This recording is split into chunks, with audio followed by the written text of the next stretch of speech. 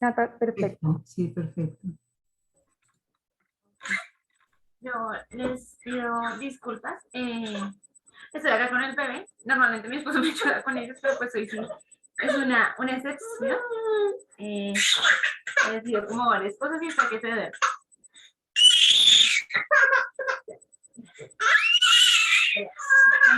Claro, y ya aquí.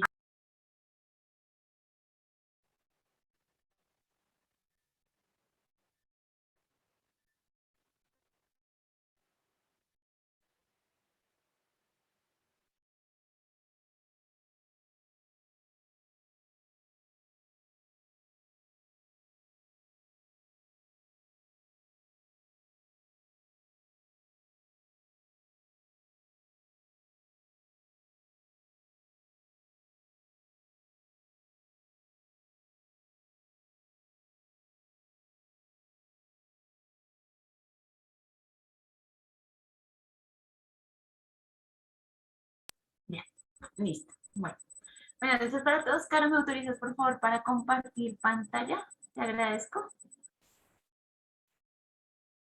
Hola. ¿Ahí me escuchas? Sí. Listo.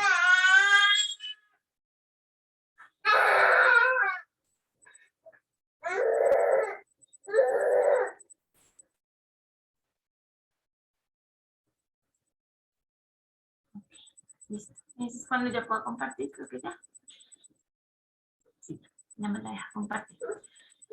Entonces, pues bueno, quiero como comenzar, digamos que le decía yo a Carol la última vez que hablamos en Shabbat, que, no, ayer en la vigilia, que este conversatorio se ha vuelto todo un reto. Yo pensé que lo más difícil iba a ser con los niños más pequeños en el proceso, digamos, de crianza, de la alimentación, el sueño y todo lo demás, pero resulta que se ha vuelto un reto súper lindo porque a medida que van creciendo los niños nos hemos dado cuenta pues, que los problemas son como más complejos. En el conversatorio pasado, al igual que en este, los temas, digamos, que se abordaron, muchas de las preguntas han tenido que ver con sexualidad, con el proceso de la sexualidad y el proceso de la adolescencia. Digamos que de forma adicional, en este conversatorio además salió el tema de pantallas, que es un tema que a mí me gusta mucho. Entonces, pues la idea es poder como compartir de lo que nos ha dado el Señor en ese sentido.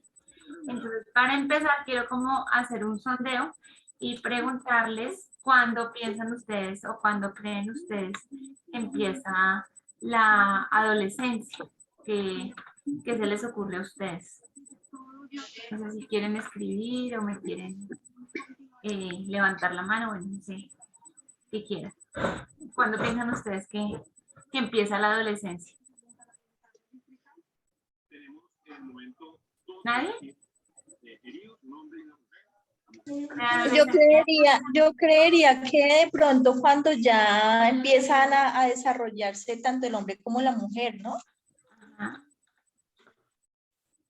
¿Alguien más? Creo que a los 10 y 9. 11 Creo años. que empiezan a los 9. ¿A los 9? ¿Quién iba a los 9 años? ¿Mm? ¿Cómo? Perdón, no te escuché. ¿Qué? ¿Quién dijo a los 9? Yo, Diana. Diana, ok. Sí, yo creo que a los 9, aunque aquí yo vivo en Orlando, en Estados Unidos, pues aquí le dicen preteen, los preteen teenagers que empiezan a los, creo que en cuarto grado, o sea, cuando tienen 9 años por ahí. 10 años. Entre 9 y 10 años. Listo. ¿Alguien más? ¿Qué se le ocurra? 10 y 11 años. 10 y 11 años. Entonces, pues digamos que están más o menos dentro del rango. Les quiero contar que lo que dice la Organización Mundial de la Salud es que la adolescencia empieza cuando la edad se puede escribir con 2 dígitos. o sea, a partir de los 10 años, que es como en el rango de edad en el que están sus hijos en este momento. Entonces, ¿por qué es tan importante? Porque muchas veces nosotros tenemos el concepto de que la preadolescencia y la adolescencia son dos etapas separadas, ¿sí? Pero realmente lo que nosotros sabemos en este momento es que la preadolescencia, para que me entiendan algo así, es como un preinfarto. Entonces, puedo pedir por favor si me apagan el micrófono abierto. Pues agradezco.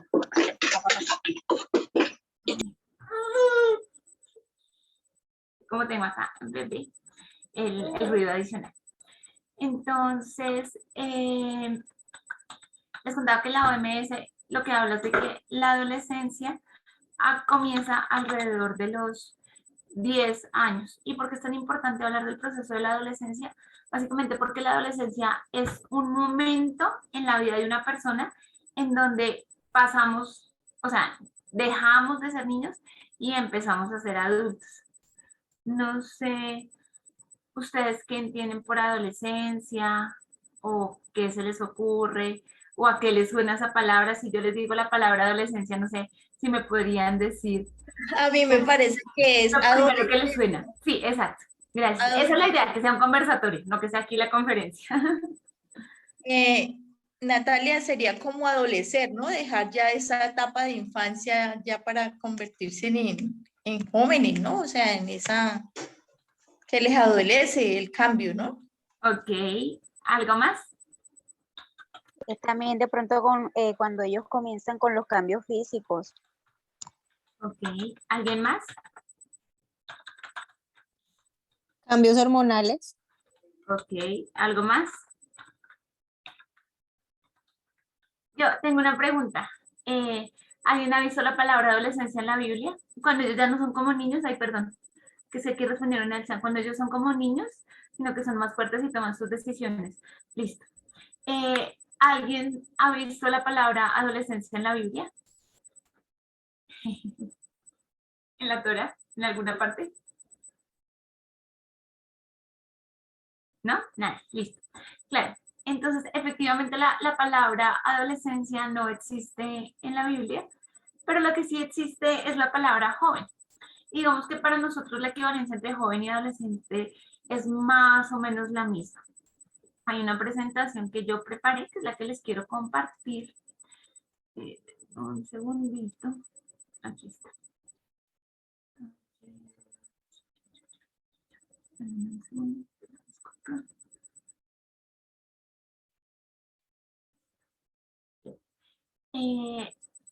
Cuando nosotros hablamos de adolescencia, digamos que hablamos de 3 procesos fundamentales y en el tercer proceso es como en el que me quiero centrar yo con ustedes.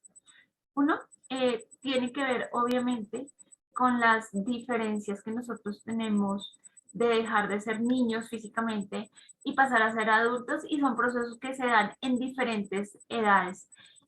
Digamos que nosotros consideramos que la adolescencia en las niñas puede empezar alrededor de los 9 años, en los niños puede empezar alrededor de los 10 años, pero hay casos en los que empiezan alrededor de los 17 o 16. Sin embargo, para nosotros el proceso fundamental de la adolescencia no tiene que ver con los cambios a nivel hormonal físico, o sea, con que les crezcan los senos a las niñas, con que aumente el volumen de los genitales en los varones, sino el proceso fundamental tiene que ver con los cambios a nivel cerebral. ¿Por qué quiero empezar con esto? Porque si ustedes pueden llegar a entender lo que pasa en el cerebro de sus adolescentes, va a ser mucho más sencillo, digamos, que puedan tener una relación más tranquila con ellos. Digamos que para nadie es fácil tener un adolescente en casa, pero no tiene que ver tanto con lo que les pasa a los adolescentes, sino como lo que nos pasa como papás cuando tenemos un adolescente adelante y no logramos de pronto comunicar. Para muchos papás, bueno, no sé cómo se sientan ustedes, pero muchos papás sienten como miedo en tener que soltar a sus hijos y en que tengan que tomar decisiones, en cómo van a afrontar esto, en cómo van a afrontar situaciones dentro del colegio, pero realmente lo que yo quiero como compartirles esta noche es que es súper importante que ustedes puedan ver la adolescencia desde una visión de esperanza y desde una visión de entender que aquí es donde realmente vamos a probar si todo lo que hemos sembrado en nuestros hijos ha caído en buen terreno, ¿vale?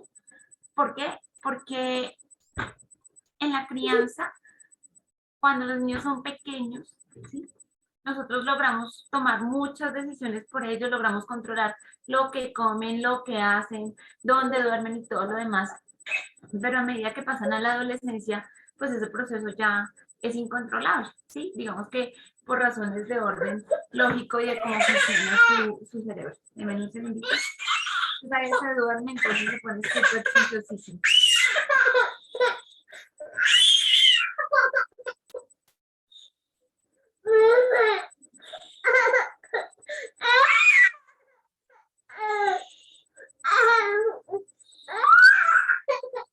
Deme un momentito. Ya se estaba casi durmiendo.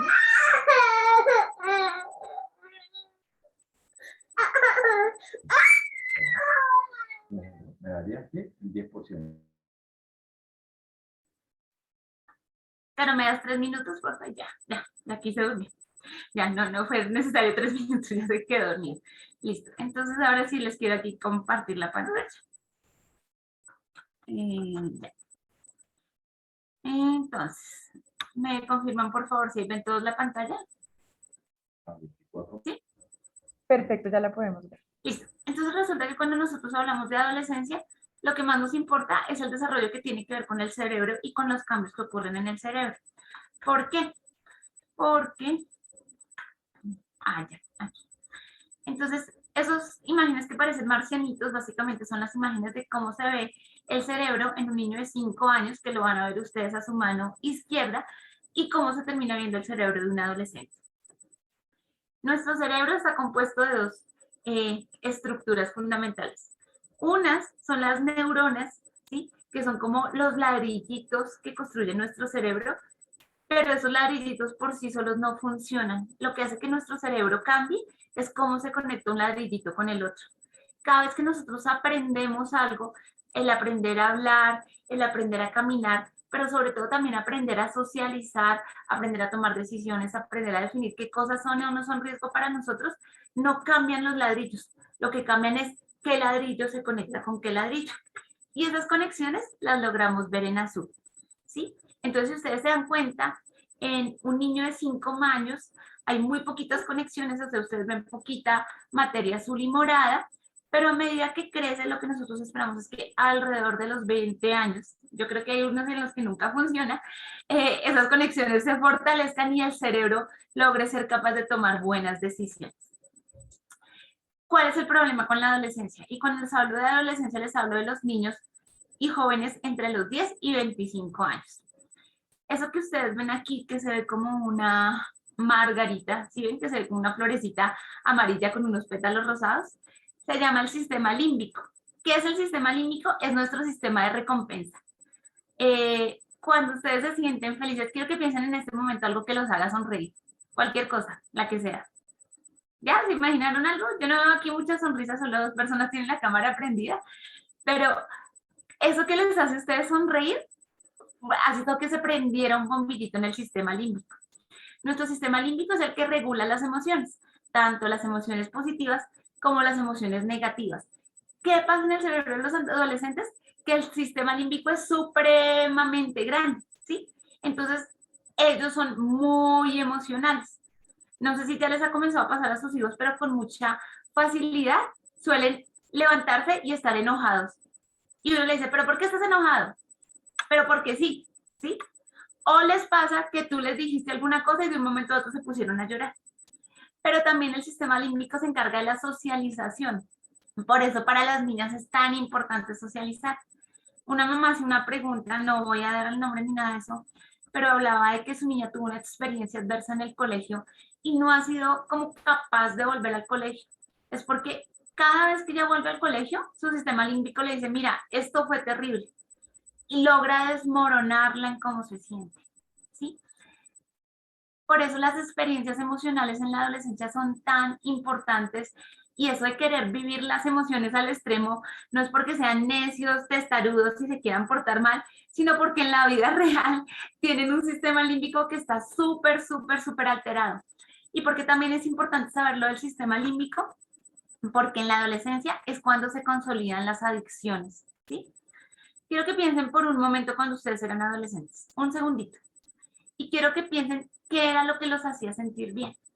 Si lo que los hacía sentir bien era la música, si lo que los hacía sentir bien era hablar con amigos, si lo que los hacía sentir bien era leer, si lo que los hacía sentir bien era hacer deporte, si lo que los hacía sentir bien era comer. Pues resulta que esas cosas que los hacían sentir bien a ustedes quedaron profundamente guardadas en el sistema límbico.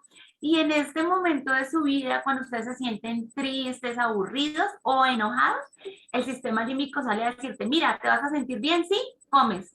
Mira, ¿te vas a sentir bien? Sí, te pegas al televisor. Mira, ¿te vas a sentir bien? Sí, haces X, Y, Z cosas. ¿Por qué les digo esto? Porque nosotros necesitamos alimentar de forma positiva el sistema límbico de nuestros adolescentes. O sea, nuestros adolescentes necesitan tener emociones extremas, porque es que tienen un sistema límbico muy grande, pero necesitan tener emociones sanas extremas. Y les quiero hablar del primer enemigo de las emociones extremas, el celular. Un niño a los 10, 11, 12, 13 años no tiene por qué tener celular. Voy a hacer una pregunta. ¿Cuántos de aquí le pondrían un bar en el barrio, en el cuarto de su hijo? Para que cada vez que su hijo estuviera aburrido se tomara un trago. ¿Verdad que ninguno lo haríamos? Entonces, ¿por qué le ponemos un computador en la habitación, un televisor en la habitación o un celular entre la mochila? Porque cuando les damos acceso tan sencillo a la tecnología, resulta que la tecnología está diseñada para alimentar nuestro sistema límbico. Pregúntense ustedes en qué momento miran el celular. Cuando estamos aburridos, estresados o enojados. ¿Verdad que sí? Uno está aburrido y comienza a pasar. Así sean los estados, el Facebook, el Instagram, lo que sea. O si estás enojado, miras a ver si te escribieron algo que te haga sonreír. O si estás estresado, entonces también te desfogas en el celular. Entonces resulta que los celulares están diseñados para conectar con nuestro sistema límbico. Cuando un adolescente publica una foto y recibe un like, ese like va directamente a nuestro sistema límbico. ¿Cuál es el problema? Que el sistema límbico se cansa con facilidad. Entonces, ya la siguiente foto, ya un like no va a ser suficiente. Ya va a querer ver 5 likes o 10 likes. ¿Sí? Y el sistema límbico tiene una característica y está conectado con una parte de nuestro cerebro que se llama las neuronas en espejo, que les voy a mostrar justo qué es. ¿Cuánto les dieron ganas de bostezar? Cuando vemos bostezar a alguien, queremos bostezar. Esos son nuestras neuronas en espejo. ¿Qué pasa con los adolescentes? Que cuando ellos miran Facebook o miran Instagram o miran Snapchat o cualquiera de estas redes sociales, su sistema límbico está dándose cuenta, uy, esta chica se puso la blusa escotada y tuvo 10,000 likes. Y sus neuronas en espejo van a querer reproducir eso. No porque sea inmoral, no porque no tenga santidad, no porque no tenga temor del Señor. Es porque tiene algo muy fuerte adentro que se lo está pidiendo. Entonces, frente a exposición a pantallas, ya les conté qué pasa con el cerebro, ya les voy a contar cuál es la recomendación. Todos se tocan acá la frente un momentico. Entonces, así como les conté que el sistema límbico parece una margarita que queda entre los oídos, aquí detrás de la frente está nuestra corteza prefrontal, ¿sí? ¿Y qué es la corteza prefrontal? Es justo ese personaje. ¿Saben quién es? ¿Alguien? Bugs Bunny. Bugs Bunny. Muy bien. Es el director de la orquesta. Nuestra corteza prefrontal es el director de nuestra orquesta y creo que nunca se les va a olvidar que Bugs Bunny está detrás de su frente. Porque básicamente nuestra corteza prefrontal lo que se encarga es de ayudarnos a regular impulsos, emociones y decisiones. Miren qué cosa tan importante. Impulsos, control de impulsos, toma de decisiones y control de emociones. ¿Qué pasa en los adolescentes? que si ustedes comparan la corteza prefrontal, es tan pequeñita como el dedo meñique. Y si comparan el dedo, el sistema límbico es como 2 puños juntos. Entonces, los adolescentes tienen una corteza prefrontal chiquitica y un sistema límbico súper grande. Entonces, ¿qué es lo que pasa? Pues que tienen muchas emociones y muy poca regulación de las emociones. Entonces, cuando tú le dices a un adolescente, ven, pero es que no te diste cuenta que estaba mal escaparte del colegio con tus amigos, no avisarme dónde estaba, llegar tarde y no hacer la tarea, y él te dice, no, es porque en la vida real no se dan cuenta. Es porque en la vida real su regulación de impulsos todavía no está madura. ¿Cómo podemos pensar que es el cerebro de un adolescente? Como un cerebro en remodelación, porque es justo lo que está pasando. ¿Y cómo se ve una casa en remodelación? Así como la de la fotografía. Entonces, cuando un cerebro está en remodelación, pues lo que necesita es mucha supervisión y acompañamiento. Y la supervisión se logra de 2 formas, por medio de la autoridad o por medio de las peleas. Y ustedes en este momento deben tomar la decisión de cuál de los 2 caminos siguen.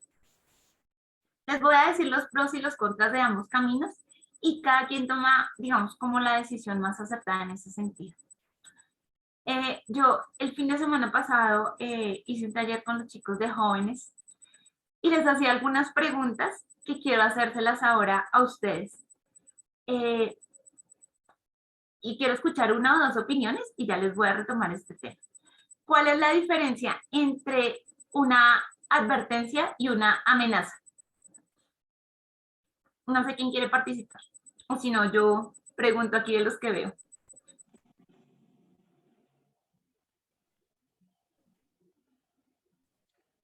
Pues una advertencia es que pues yo ya le he dicho que eso está mal y Ujú. pues si lo vuelve a hacer, pues ya está advertido de que ya yo le dije con Ok. anticipación de que estaba, ¿sí? Ajá. Y la otra es una ¿qué? Esa es la advertencia. Amenaza.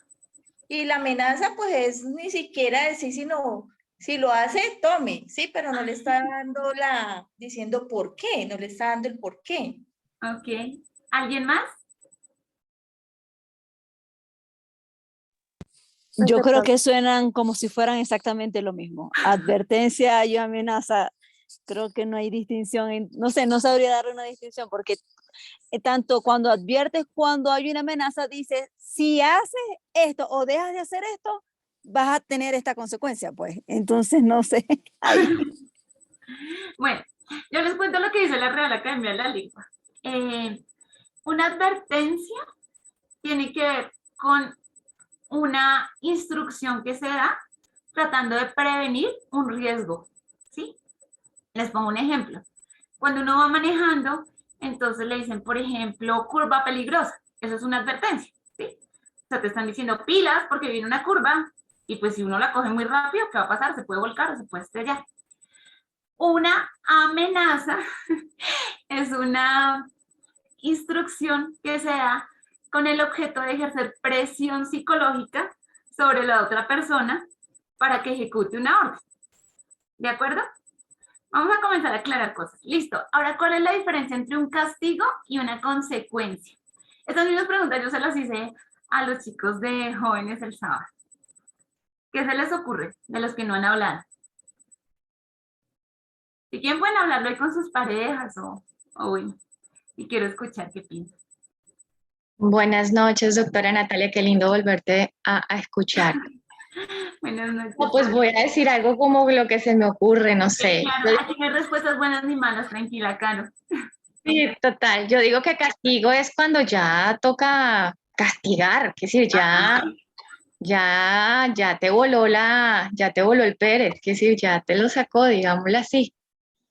Y consecuencias como de pronto, bueno, tú hiciste esto, tú sabes que a veces que digo yo, espérate, ponte en los zapatos míos. ¿Qué harías tú si tú fueras el hijo que pasa, tú fueras el papá que pasa esto? ¿Cuál es la consecuencia? Entonces él me dice, no, pues esto. Ok, listo, entonces eso es lo que va a pasar. Entonces pienso que de pronto puede ser, entre comillas, consecuencia un poquito como de advertencia, hay un poquito, y castigo. Es cuando ya es autoridad, ya aquí ya no hay nada más que hacer, ya te la ganaste. Ok, listo. Bueno, yo les voy a leer aquí lo que dice el RAE. El RAE es el diccionario de la Real Academia Española. Dice, castigar, ejecutar algún castigo en un culpable, mortificar y afligir, estimular con el látigo o con las espuelas para que acelere la marcha, escarmentar a alguien por haber cometido una falta, aminorar gastos, advertir, prevenir y como último, por allá en noveno, dice enseñar. Digamos que cuando uno va a la literatura, las diferencias que hablan entre el castigo y las consecuencias tienen que ver con que el castigo es arbitrario, en cambio la consecuencia necesita una causa suficiente y necesaria. ¿A qué voy? Las relaciones sexuales son necesarias para el embarazo, pero no son suficientes. ¿Sí me entienden? Porque una persona puede tener relaciones sexuales y no necesariamente quedar embarazada. Pero, por ejemplo, tener relaciones sexuales y que una mujer esté ovulando es necesario y va a ser suficiente para que quede embarazada. ¿Sí me entienden esos dos términos de necesario y suficiente? ¿Sí? Ahora, les voy a... en cambio, un castigo es, por ejemplo, y este era el que yo les decía, les ponía a los chicos, les puse a completar unas frases, entonces la frase era, creo que con la que mejor les fue a todos, si no te comes la ensalada, y ellos tenían que completar lo que le iban a decir a sus futuros hijos, ¿no? Entonces, ese fue el ejemplo perfecto de castigo, porque me decían, si no te comes la ensalada, no va a haber postre. Entonces yo decía, bueno, ¿y qué tiene que ver el postre con la ensalada? Nada, ¿cierto? Si no te comes la ensalada, esta noche no es la película. Y me dice, bueno, y es que comer la ensalada es necesario o suficiente para ver la película, pues probablemente no. Entonces, ahora les voy a lanzar una tercera pregunta. ¿Ustedes creen que el Señor nos da advertencias o amenazas? ¿Y nos da castigos o nos da consecuencias? Advertencias todo el tiempo y por lo regular también las consecuencias. Ok. ¿Hay alguna parte en la Torá donde tú me puedas demostrar eso, Francisco? Sí, claro, en la parashá de la semana pasada, en Números 26 y también en Deuteronomio 26 y 28 están las consecuencias de las bendiciones por la obediencia y las maldiciones por la desobediencia. Muy bien, Francisco, gracias. Gracias por lo que me dices, porque justo nosotros estábamos estudiando la parasha y por eso le estábamos enseñando a los chicos que lo que el Señor advierte son consecuencias y no castigos. Nosotros muchas veces vemos que Dios es un Dios que premia y que castiga. Pero realmente necesitamos transformar esa visión de Dios. Y les voy a contar por qué. Porque el Señor dice, la tierra los va a vomitar, los van a perseguir y no sé qué más, pero es que eso fue la consecuencia de que ustedes no dejaron que la tierra descansara. Entonces, como la tierra no descansó cuando ustedes estaban, pues me toca sacarlos para que la tierra descanse. Cuando el Señor dice, y entonces los perseguirá él, eso pareciera sonar a castigo, pero cuando el Señor dice, entonces los va a perseguir el caballo y no sé qué, el hambre, la espada y no sé qué más. ¿Por qué? Porque se olvidaron de mí. Y pues si se olvidan de mí, yo no los puedo cuidar, o sea, quiero hacerlos, pero no puedo. Y por ende, vienen esas consecuencias. Bueno, entonces voy a hacer otra pregunta. ¿Ustedes creen que los castigos funcionan o no funcionan? Bueno, más fácil. ¿Creen que los premios funcionan o no funcionan? No voten, aquí no hay ninguna respuesta mala. Sí funcionan. Sí funciona, tanto los premios como, yo creo que no los castigos, sino como la disciplina. Porque, por ejemplo, si yo le digo a mi hijo, bueno, como no cumpliste esto, bueno, lamentablemente hoy no hay TV. Y ya él, la próxima vez, antes de hacer lo que no tenía que hacer, él lo va a pensar más porque va a querer ver TV. Ok. ¿Alguien tiene alguna opinión diferente? ¿No? Pienso que a veces los castigos, digamos, los premios y ese tipo de cosas funcionan por algún tiempo, pero luego se vuelve tanto uno como el niño esclavo de esas cosas, porque entonces tú estás sujeto a que te den un premio para que hagas lo que tienes que hacer. Y digamos que no es el deber ser. Más bien, Se entra un poco en el soborno. Por medio de las consecuencias, definitivamente pues es el niño experimentando también esas cosas, ¿no? Ahí la clave es que uno como padre tiene que tener un carácter muy firme, y a veces es difícil porque a veces le duele más el castigo. O sea, ni siquiera es un castigo, es permitir que el niño viva las consecuencias de lo que le está pasando. ¿Sí? Por ejemplo, cuando uno le dice al niño, ¿ya hiciste la tarea? Pilas que tienes que llevar la tarea. El niño no hizo la tarea y entonces el niño llegó al colegio, no llevó la tarea, tiene una mala nota. Pero si tú como papá dices, no, pero pues no hizo la tarea, pero no, venga yo se la hago, venga yo le ayudo, pues el niño no va a asumir la responsabilidad de que no hizo la tarea. O si uno como papá le manda la nota, ay, qué pena, es que el niño no pudo porque estaba ocupado, y lo empieza a excusar, entonces el niño no va a asumir esas consecuencias de lo que está haciendo, y va a perder esa oportunidad de crecer y de entender que hay consecuencias con respecto a sus responsabilidades, tanto cuando las hace como cuando no las hace. Súper, Francisco. Yo les voy a contar, digamos, mi posición. Mi posición es recogida de muchas cosas que llevo estudiando durante mucho tiempo. Pero cuando Joana puso la palabra soborno, me hizo acordar que la primera vez que nosotros consideramos que el premio era soborno, que lo consideramos con mi esposo, fue en la parashá Shoftim de hace 2 años.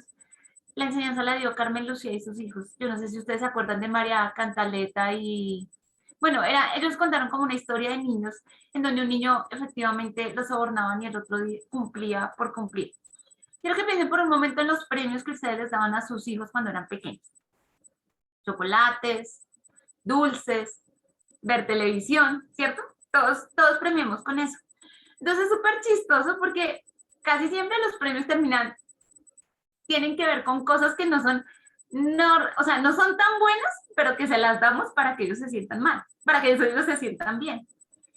Pero además de todo es súper chistoso porque si los premiamos, por ejemplo, entonces, bueno, cambiemos el escenario. Entonces, no, los vamos a premiar llevándolos al parque. Y llevar al parque es algo bueno. Eso significa que si no se portan bien, entonces no vamos a hacer algo bueno por ellos porque no los vamos a llevar al parque. ¿Sí me entienden como el punto? Les quiero contar varias cosas. Y ya les voy a anudiar esto con una puntada final. ¿Qué dice la ciencia? Esto no lo digo yo, pero es que no tengo los estudios acá. Y tengo una mano cargando al bebé, entonces no los puedo buscar con una sola mano. Resulta que en la ciencia se dedicaron a estudiar los premios. Y ya les voy a decir algo de los castigos. Ponían a los niños a dibujar en 2 grupos. Pues digamos que este es uno de muchos experimentos parecidos. A unos niños les decían, hagan el dibujo más bonito que puedan. Y a los otros niños les decían, los que hagan dibujos bonitos les vamos a dar un premio. Entonces, mejor dicho, obviamente ambos hacían dibujos bonitos, pero los del premio estaban felices. Al día siguiente, otra vez los mismos grupos. Al primer grupo, otra vez hagan el mejor dibujo que puedan, y al segundo grupo le dijeron, hagan el mejor dibujo que puedan. Entonces ellos dijeron, ¿y qué nos van a dar? No les vamos a dar nada. ¿Adivinen qué pasó? Muchos niños no quisieron dibujar. Porque cuando se pierde el estímulo, entonces se pierde como el En productividad, no sé si ustedes sabían esto o si les ha pasado, hacen experimentos diferentes. Entonces le dicen a la gente, este mes vamos a premiarlos porque han sido muy esforzados y les vamos a dar un bono de 100,000 pesos. Entonces, ese mes, la productividad sube y a la gente le pagan su bono. Y el siguiente mes les dicen, este mes no les vamos a dar bono. ¿Saben qué pasa? La productividad cae peor que antes de que les dieran el bono. Porque la gente dice, no, ¿cómo así? ¿Vamos a trabajar también duro este mes y no nos van a dar plata? No, tampoco somos tontos. ¿Sí me entienden el trasfondo que tenemos detrás? ¿Qué premio sí funciona? El premio sorpresa. ¿Alguien ha visto una serie? No, yo no veo mucha televisión, la he visto un par de veces, pero que se llama The Big Boss, el gran jefe, que es que ponen al hijo de un empleado a trabajar en una fábrica en diferentes como, bueno, les voy a contar el que yo vi. Era el hijo de Jean-Paul Belmondo de Aviatur, y entonces lo mandaron donde la señora del call center, donde el señor jardinero, donde la que lavaba los pisos, o sea, donde empleados de mucha confianza, para que él viera el trabajo, pero también un poco para luego les hacen un reconocimiento, los llaman y le dicen, ay, mire, este muchacho que usted entrenó era mi hijo y me contó que usted no conocía al mar, y como usted ha sido tan buena empleada, entonces le vamos a mandar al mar con toda su familia. Al otro le dieron por allá a la universidad. Bueno, resulta que ese premio sí hace que la gente se dispare, pero uno no puede hacer eso con los hijos. Joana, ¿tú cómo te sentirías si tu esposo te dijera, bueno, Joana, si hoy me planchas bien las camisas, yo te voy a dar flores por la tarde? Bueno, me gustaría más que me diera dinero. Eso está buena. Pero ¿qué tal sería? No sería tan chévere, ¿cierto? Pues Yo creo que no lo esperaría porque es algo que yo hago como una conducta habitual. Es parte de mi conducta pero ¿lo haces habitual. bien para que él te premie o lo haces bien porque él es tu esposo? Porque me toca, porque es mi esposo, porque me gusta. Porque si no, me castigan. No, mentira. No, es como que yo le digo a mis hijos una explicación de eso, porque mis hijos por lo menos me pasa algo con los tres. Y es porque ciertamente nosotros llegamos a la Keila un poquito antes de la pandemia y ellos no se adaptaron a la presencialidad, no les dio chance, pues como jóvenes les cuesta más un poquito esa parte de adaptación. Nosotros hicimos vida en la Keila durante pandemia y ahora que estamos regresando a ellos les cuesta reincorporarse a la presencialidad porque no conocen a todo el mundo, porque todo eso. Entonces, cuando yo les digo, vamos a la Keila, no, mami, pero es que tú nos obligas, me dice mi segundo hijo, y eso nos quita las ganas de ir a la Keilah. Entonces yo le digo, me dice, tú nos debes motivar. Y yo le digo, no, sí, porque cuando a mí me toca hacer el almuerzo, yo tengo aquí una banda de payasitas diciéndome, vamos, mami, tú puedes hacer el almuerzo, espectacular. No, o sea, es parte de mi responsabilidad. Y como es mi responsabilidad, yo lo debo hacer. O sea, no estoy esperando que me motiven para que lo haga. Yo lo tengo que asumir como parte de mi responsabilidad. Entonces ahí se quedan callados. Muy bien, Joana, porque ese es el proceso en el que necesitamos meter a los adolescentes. Lo que necesitamos no es premiarlos para que se porten bien, ni castigarlos, lo cual no significa disciplinarlos cuando se porten mal. Porque si el castigo fuera efectivo, yo les quiero preguntar, queridos papás de hijas que están aquí, ¿qué pasaría si su hijita llegara, Francisco? ¿Qué pasaría si Joana llegara? Papá, mira, bueno, en unos años, muchos, espero, te presento a mi novio. Siéntete orgulloso porque ha estado 4 veces en la cárcel, o sea que lo han castigado mucho, o sea que es una persona muy disciplinada. ¿Eso es lo que tú quisieras para tu hijita? No es cierto, probablemente no. Exacto, o sea, necesitamos trascender y sobre todo en la adolescencia el concepto del castigo y del premio, lo que no significa que no haya disciplina y que no haya límites, que es una cosa con lo que voy a cerrar. Y yo siempre hablo de este tema y pienso, no tengo el Pirkei de Avot a la mano, pero en el Pirkei de Avot nos hablan de 2 conceptos bien bonitos, que es con los que ya voy a cerrar, que son el temor al Señor y el temor al cielo. Voy a hacer un sondeo rápido y luego ustedes me van a decir, ¿qué creen ustedes que es más importante, el temor a Dios o el temor al cielo? Eso se llama Irat Hashem and Irat Shamayim. Bueno, voy a hacer una votación más fácil. ¿Quiénes creen que acuérdense que aquí no hay respuestas buenas ni respuestas malas? Luego yo le muestro al pastor y él tomará decisiones, no mentiras. ¿Quiénes creen que es más importante el temor a Dios que el temor al cielo? O sea, ¿qué es más importante el temor a Dios? ¿Quiénes creen? Si quieren, suban la mano de... Es que no todos están, entonces no sé si pueden subir la manita. ¿El temor a Dios o el temor a qué? Al cielo. ¿Quién cree que es más importante el temor a Dios? Una mano. No es lo mismo, pues no es lo mismo el cielo y Dios, no sé. No sé. Para mí como que... 2 manos. Joan Inciarte, 3 Ángel Zavala, 4 Indira. Yo digo que es lo mismo. Bueno, ok. Caro dice que es lo mismo. 5 participantes levantaron la mano, listo, ya la pueden bajar. ¿Quiénes creen que es más importante el temor al cielo?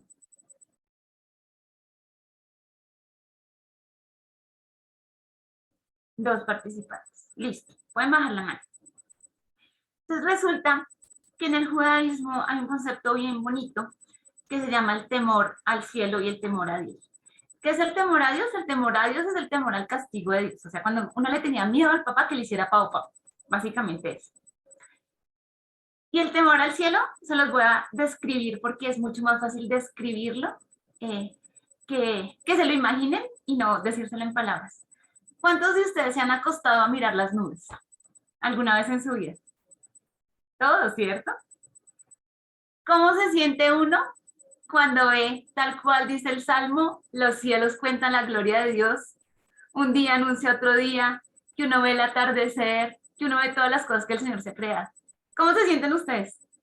¿Cómo se siente? Dios mío, como conmovido por allá adentro, ¿cierto? Eso es el temor al cielo. Y usan precisamente la expresión del cielo porque el Iridat Shamayim se refiere a entender que Dios es tan, tan grande, tan, tan soberano y tan, tan majestuoso que no deberíamos fallar. No porque le tengamos temor a sus consecuencias, sino porque deberíamos ser capaces de reconocer su grandeza y por no dañar esa grandeza, por no romper, digamos, esa presencia creativa perfecta que él manifiesta en la naturaleza, no transgredir sus mandamientos. Pero ¿saben una cosa? Yeshua nos pone una vara más alta. Yeshua dice en Juan 15, el que me ama cumple mis mandamientos. Y eso pone un nivel más alto porque ya no es ni temor a Dios, ni temor a su grandeza, sino es amor al Eterno. Y yo creo que la tarea que nosotros debemos tener como papás y sobre todo en la adolescencia es poder trascender esos niveles. Que los niños no se porten bien porque le tienen temor al castigo, ¿sí?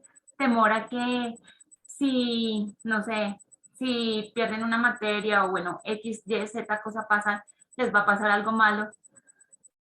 Ni porque los respetan y sienten deuda con ustedes, sino porque les aman y como les aman, quieren complacerlos.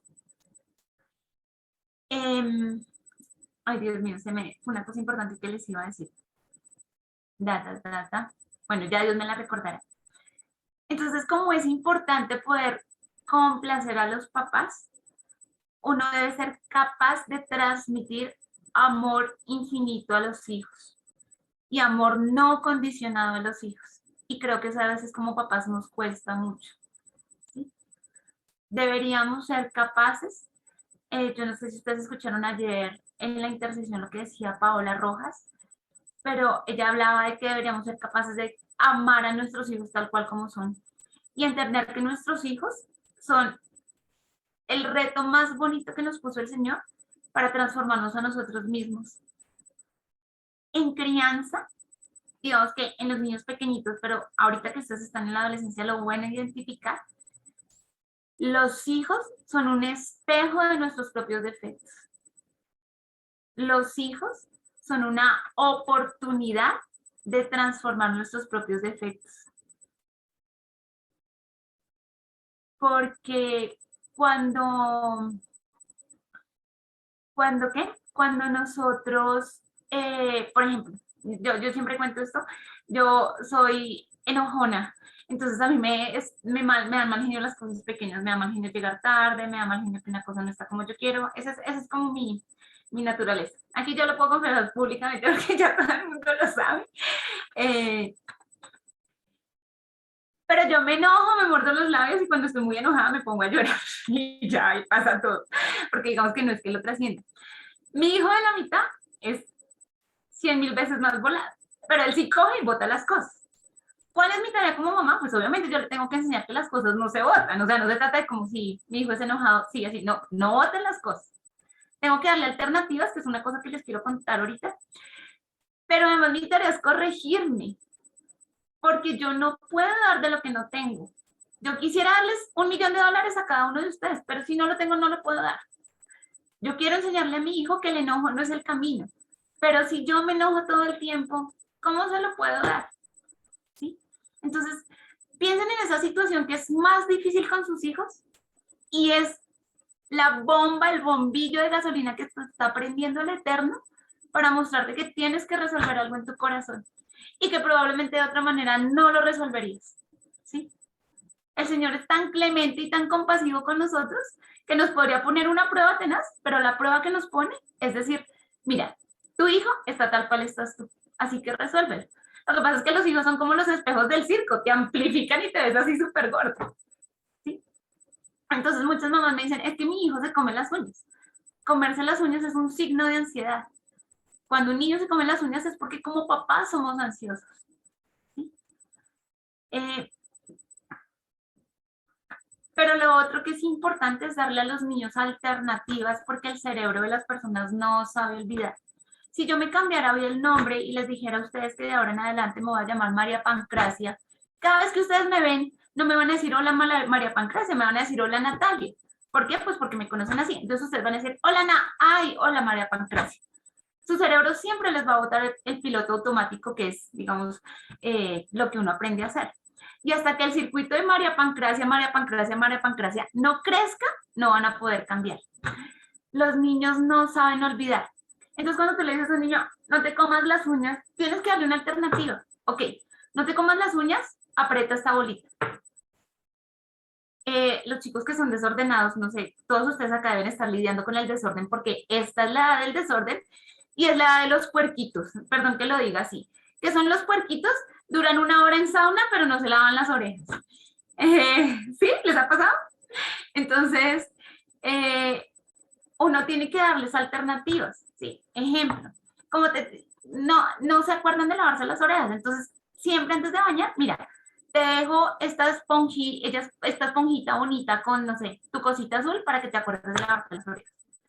Tienes que darle alternativas porque tu cerebro, vieron la casa en remodelación, así tal cual está el cerebro de sus hijos, en remodelación, ¿sí? No salgas con esos amigos, ok, dale alternativas, porque si tú no le das alternativas de con quién salir, pues él sencillamente va a llegar al colegio, otra vez se va a sentir solo y otra vez va a salir con los mismos amigos. Entonces es importante enseñarles a nuestros hijos. Lo tercero, la crianza es una oportunidad de reparación. Y si la crianza de niños pequeños es una oportunidad de reparación, la adolescencia lo es todavía más. Porque la mayoría de nosotros, no estoy diciendo todos, en la adolescencia tuvimos una relación conflictiva con nuestros papás. Porque, ya me acordé lo que les iba a decir, en la adolescencia nuestras neuronas espejo funcionan en espejo con todo el mundo, excepto con los papás. Entonces, si el papá tiene piercing, los chicos no se lo ponen. Pero si el papá no tiene, entonces los chicos sí se lo ponen. Entonces, si la mamá dice blanco, la niña dice negro. Así le encanta el blanco. Porque ellos necesitan sentirse diferentes. Cuando tú les das el espacio de sentirse diferentes, y ojo que aquí no estoy hablando de orientación sexual, no estoy hablando de esas cosas, de pensar diferente, ellos logran afirmarse. Pero ¿qué pasa? Nosotros somos expertos en amputarle las ideas a los niños y amputarle las ideas a los adolescentes. Cuando ustedes le preguntan algo, no sé si les ha pasado, que ustedes le dicen, ¿pero por qué hiciste eso? Pues porque, no, es que eso no se hace así. ¿Les ha pasado? O que ellos les dicen, es que yo pienso, no, es que no estoy de acuerdo con eso. Es que tengo una idea, no, pero ¿qué te pasa? Entonces, como tú no lo dejas ser diferente en su pensamiento, pues él va a comenzar a ser diferente en lo que viste, en lo que hace y todo lo demás. Y ser diferente en el pensamiento no significa ir en contra de la Torá ni nada de eso. Si alguno de ustedes ha visto el libro del Talmud de Babilonia, es muy bonito. Voy a ver si encuentro aquí una imagen, porque es que les quiero compartir algo muy bonito en ese sentido.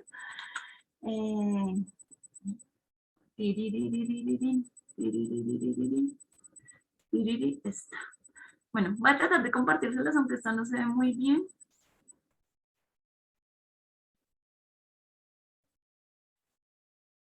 Denme un segundito, es que les quiero mostrar. Ya, está. Les voy a compartir la pantalla. Esto es de enlace judío, o sea, no es ninguna cosa, digamos así. Me dicen cuando vean la pantalla. ¿Sí la ven? Perfecto. ¿Sí? Listo. Entonces, este es el Talmud. Ay, pero no me sale más grande la imagen. Ah, la puedo descargar. Bueno, si ustedes se dan cuenta, en el Talmud básicamente hay un recuadro en la mitad. Si ven que aquí en la mitad hay como unas letricas en hebreo, es al pie del muñequito. Hay una columna en la mitad en donde es como la discusión central. Pero si ven que hay una columna por aquí, bueno, estoy mirando la página del lado derecho, la que está junto al muñequito. Entonces, hay una columna en la mitad, tiene otra frasecita abajo, tiene otra columna a la izquierda, tiene otra frasecita abajo, tiene otra columna aquí, más abajito, tiene luego otras letricas abajito. Si ustedes se dan cuenta, hay por lo menos 1, 2, 3, 4, 5, 6, 7 como tamaños de letra diferentes. ¿Sí se dan cuenta? ¿Sí lo ven? Sí. Listo. Entonces ya les voy a quitar la imagen del Talmud. ¿Por qué es bonita esa imagen? Porque así es el pensamiento judío.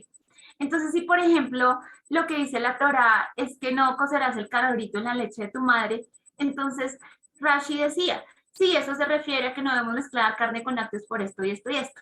Pero este comentarista opina tal cosa y este otro comentarista opina tal otra y este otro opina tal otra y en cambio este opina tal otra. Y puede que entre los 7 no se pongan de acuerdo y no pasa nada. O sea, no pasa nada. Pero nosotros estamos metidos en un modelo muy en que así es, porque yo lo digo y así tiene que ser. Y resulta que cuando nosotros bloqueamos esa posibilidad de que ellos piensen diferente, ellos comienzan a hacer cosas que abiertamente van a ir en contra para que tú sientas que ellos son diferentes. Y digamos que el último comentario, y creo que eso sí es una cosa que yo les enseño a los papás desde pequeñitos, es que no hay que bloquear las emociones de los niños. Y no debemos bloquear nuestras emociones como seres humanos. Todos conocen un río, ¿cierto? Las emociones son como un río. Tú estás enojado, pero si tú te permites estar enojado, en 5 minutos ya estás bien. Pero ¿qué pasa si a un río le pones troncos? Pues que va a comenzar a acumularse el agua hasta que se desborda, ¿cierto? Y hay una avalancha. Nosotros somos especialistas en ponerle troncos a las emociones. No llores, no estés enojado, no te pongas bravo, no te rías. No, no, no, no. Y de hecho no los ponemos a nosotros mismos. Es que no puedo estar enojada, no puedo estar triste, no puedo, no puedo, no puedo. Y entonces al final, por eso es que terminan las emociones desbordándonos. Y entonces por eso es que al final los adolescentes terminan desbordados en sus emociones. ¿Se acuerdan? Que la amígdala es como 2 puños de grande, en cambio la corteza prefrontal es como delgadita, como un índice. Entonces cuando los bloqueamos todo el tiempo, pues si ellos dicen, si no se me permite, comillas, sentir nada, pues entonces, como no tengo sentido, me voy a llenar de sensaciones. ¿Y cuáles son las sensaciones? Pues todos los riesgos de la adolescencia que ustedes mejor que nadie conocen. En resumen, ya, para cerrar, dije que iba a cerrar hace 9 minutos y no he cerrado. Tienen un tesoro en sus manos. La adolescencia es la mejor oportunidad de reparación que hay. Y es una oportunidad no solo de reparar nuestros errores con nosotros mismos, sino también es una oportunidad de reparar nuestros errores con nuestros padres y de reparar las cosas con el Eterno. Entonces, desen la oportunidad de reparar por medio de la adolescencia de sus hijos. Alguien puede decirme aquí, no, pero mi hijo es perfecto, mi hijo hace caso todo el tiempo, mi hijo nunca me lleva a la contraria, ¿sí? Quiero contarte que el Señor, en su inmensa sabiduría, nos regaló el libre albedrío, porque Él es un Padre bueno y sabía que teníamos que cuestionar y que fallar y todo lo demás. Y a veces nuestros hijos por temor no, como que amputan ese libre albedrío y entonces lo que pasa es que luego cuando se desfogan terminan haciendo cosas que ni te imaginas. No sé cuántos de ustedes conocieron en su colegio o han conocido casos de compañeros de sus hijos que la niña más juiciosa del curso es la que termina embarazada. Entonces uno dice, pero ¿cómo si era la más juiciosa del curso? Pues precisamente por ese tipo de cosas. ¿Cómo hablar de sexo con los adolescentes? Que fue una de las preguntas que hicieron. Básicamente respondan lo que les preguntan. Es como el resumen de eso. Yo siempre, eso también, Carolina ya se sabe todas mis historias porque las he contado como en todas las charlas. Una niña le pregunta a su mamá en una comida familiar, ¿de qué color es la semilla de los hombres. Entonces la mamá casi que se atora y dice, perdón, repíteme la pregunta. Y le dice, sí, ¿a qué color es la semilla de los hombres? Las margaritas tienen semillas cafés, las violetas tienen semillas moradas. Los papás le ponen una semilla a la mamá. ¿De qué color es la semilla? Entonces la persona dijo, es blanca. Ah, bueno. Y la niña siguió comiendo como si nada. ¿Sí? Respóndenles a sus hijos lo que les están preguntando, pero denle la posibilidad de que pregunte. Porque si tu hijo no tiene un buen canal de comunicación contigo, si tu hijo no se siente tranquilo en preguntarte, pues sencillamente, ¿dónde va a terminar buscando información? En redes sociales, con los amigos, en internet. Frente al uso de las pantallas, dos cosas importantes, y voy aquí otra vez a compartir pantalla. ¿Cuántos saben que es un programa de control parental?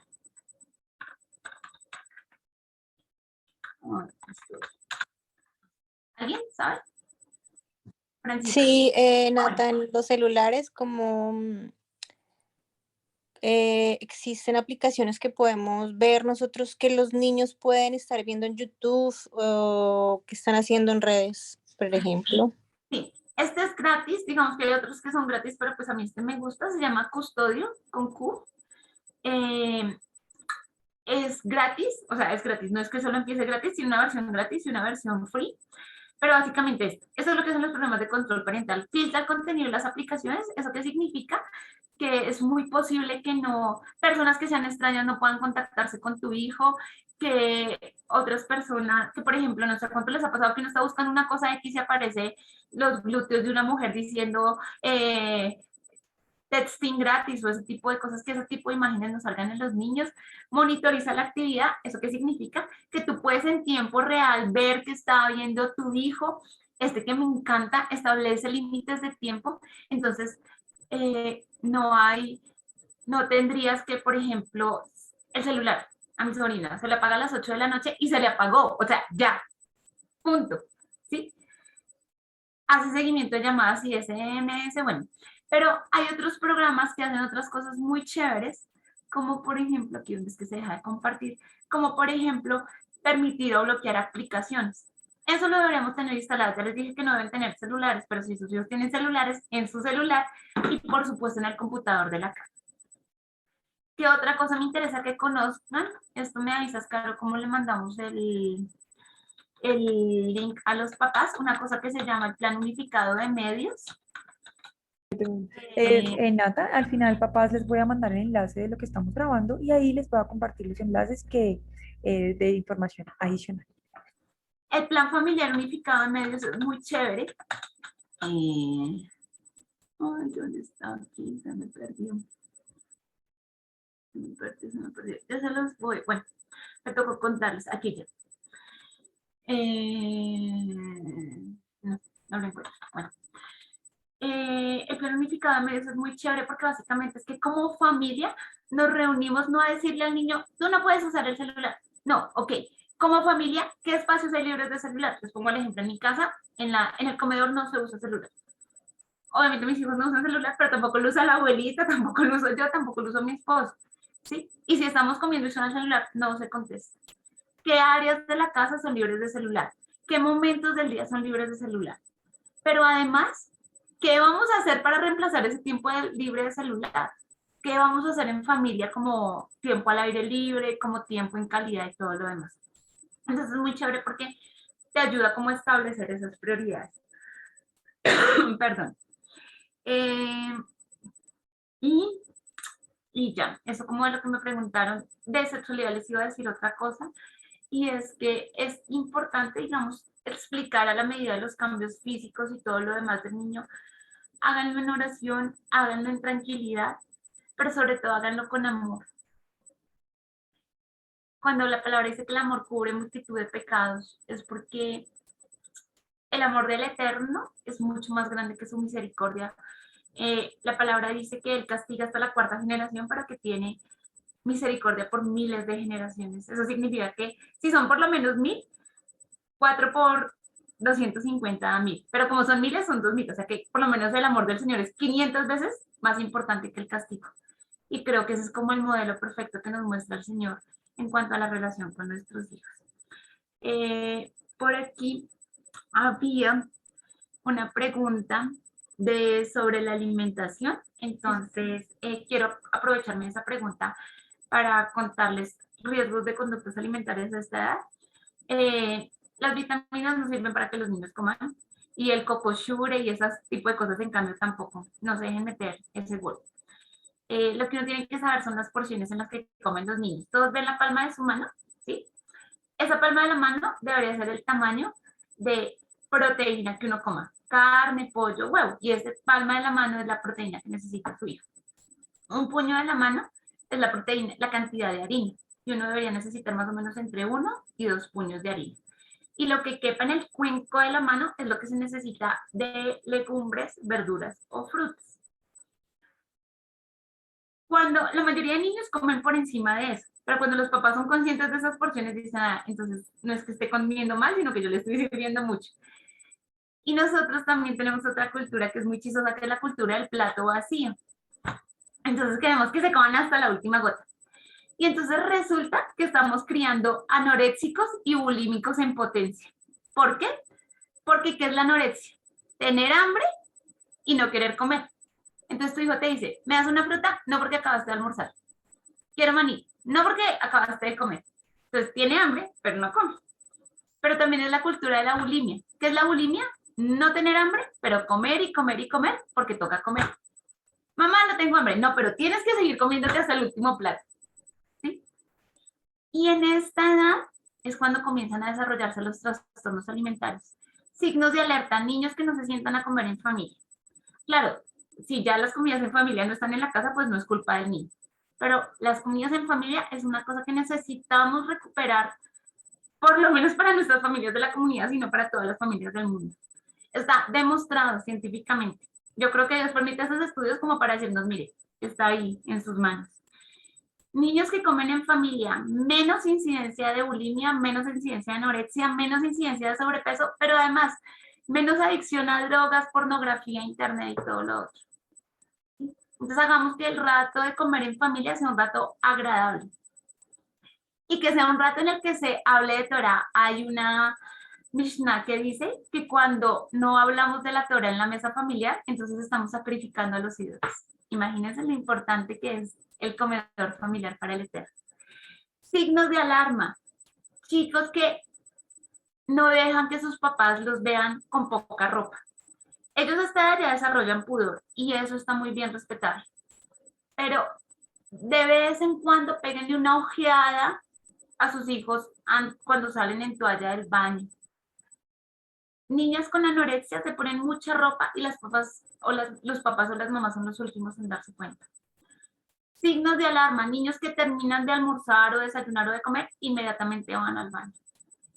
Bueno, entonces tengan como pendientes esas cosas. Y si tu hijo no come, pero está bien de peso y talla y se siente bien, pues déjalo quieto si no tiene ningún signo de alarma y no gastes la plata en vitaminas. Cómprale comida que le guste y gástala más bien en pasar buen tiempo con él.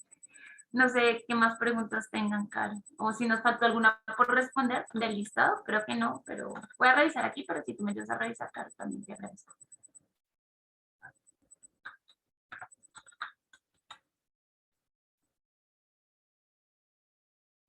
Hola.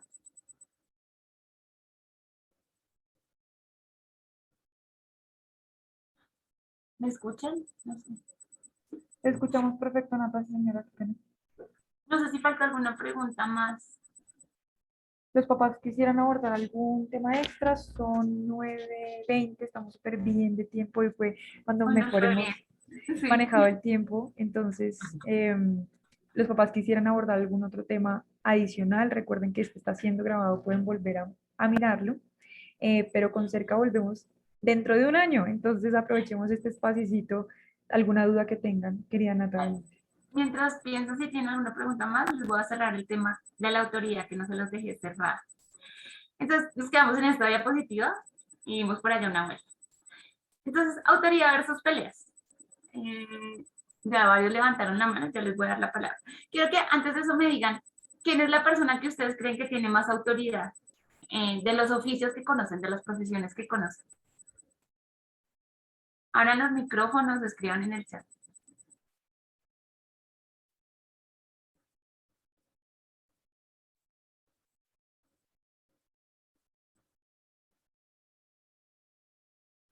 Nata, no entendí bien la pregunta, ¿Cuál es disculpa. de las profesiones que ustedes conocen, de todas las profesiones, cuál es la profesión que tiene más autoridad, que la gente más le hace caso? ¿Cuál se les ocurrió a ustedes? Pues aquí en Profesor. Canadá, la policía definitivamente. Policía, ¿quién más? Los La profesores. autoridad de uno como padre, ¿no? En el hogar. No sé, díganme ustedes de las profesiones, de los oficios. ¿Cuál se les El ocurre? profesor, Los profesores. ¿Saben qué dicen las estadísticas? Los meseros. Desde que tú entras a un restaurante, un mesero te está dando órdenes. Siga por acá, siéntese en esa mesa, quédese a ordenar, que le traigo de postre, tome su jugo, venga, le retiro la silla, págueme la cuenta, déme la propina. Y la gente dice que no se puede pelear con el mesero porque si no le va mal a uno. ¿Cuál es el tip del mesero? Que es muy amable. ¿Qué pasa si ustedes van a un restaurante, el mesero le dice, ¿qué va a ver? Pues, siéntese rápido. Bueno, se toma todas las sopas y no se para de ahí. ¿Qué es que no me va a pagar? Bueno, pero ordene rápido y si no, no lo atiendo. ¿Ustedes vuelven a ese restaurante? No, ¿cierto? Y ahora les pongo un ejemplo diferente ya que hablaron de la policía. Imagínense que van tarde, que su hijo está enfermo y se paran en una farmacia y a la farmacia, como siempre, hay un prohibido parquear. Y entonces salen y le van a poner un comparendo. Y usted le dicen, señor policía, muchísimas gracias por hacer cumplir la autoridad. Así es que debe ser, que cada vez que uno inflige una norma, haya un castigo. Gracias, señor policía, necesitamos más policías como usted. Y si el policía les dice, si le pongo el comparendo, ustedes dicen, gracias, señor policía, lo admiro. O si el policía le dice, ¿qué le pasó? No, es que estaba aquí, no sé, bueno, está bien, pero que sea la última vez. Ustedes dicen, ay, muchísimas gracias, señor policía, tuvo consideración. ¿Verdad que sí? Pensemos cómo ejercemos la autoridad con nuestros hijos.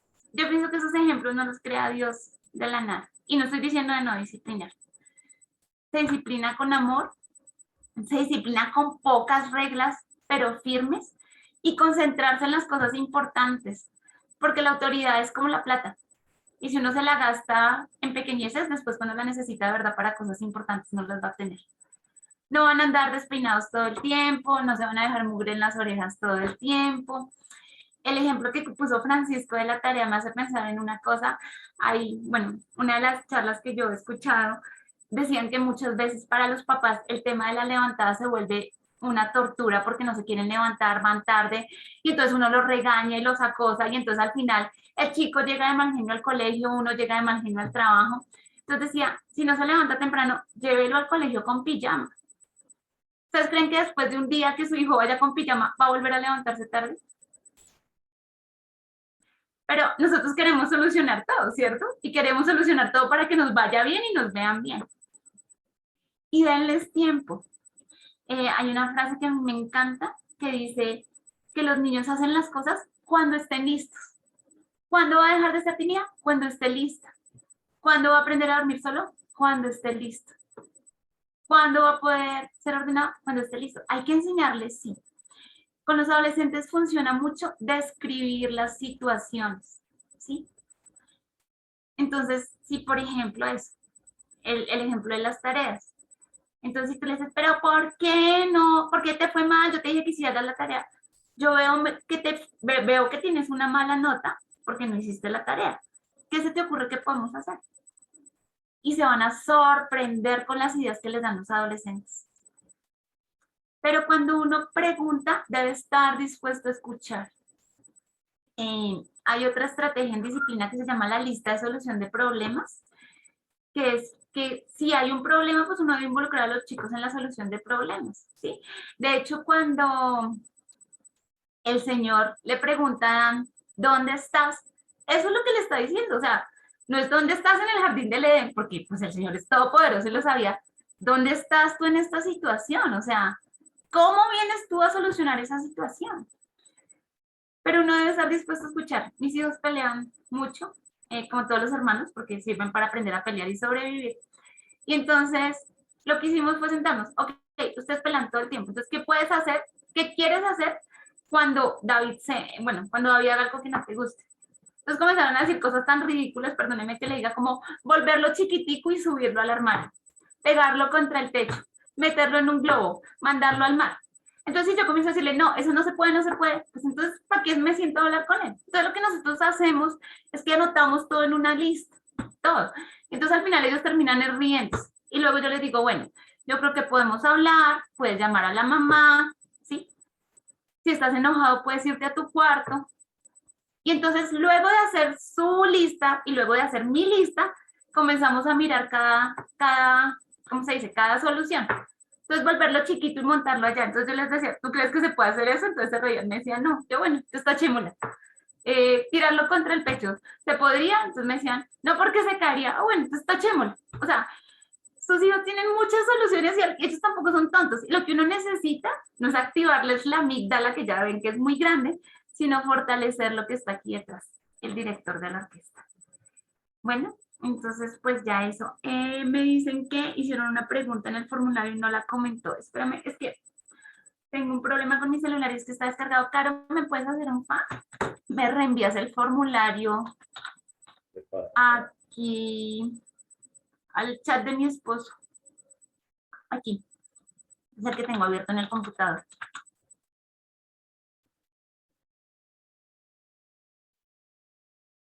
Y ya reviso qué preguntas nos faltan.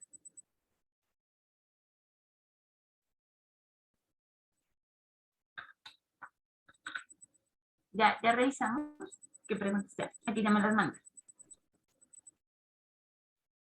Y les pregunto lo de las preguntas, perdón, la redundancia, es porque básicamente con base en las preguntas que ustedes elaboran, yo hago como un temario global, pero obviamente que a veces me quedan muchas cosas por salir. Bueno, influencia de música y TV. Ah, bueno, yo ahorita había levantado la mano para otras preguntas. Creo que ya más o menos les quedó claro. Adolescencia, cómo ayudarla, creo que les di algunos tips. Pues estos son libros y son muchas cosas, pero miren, nuestros papás, bueno, muchos papás tuvieron una crianza exitosa de adolescentes sin libros. Y creo que el centro de todo está en el amor.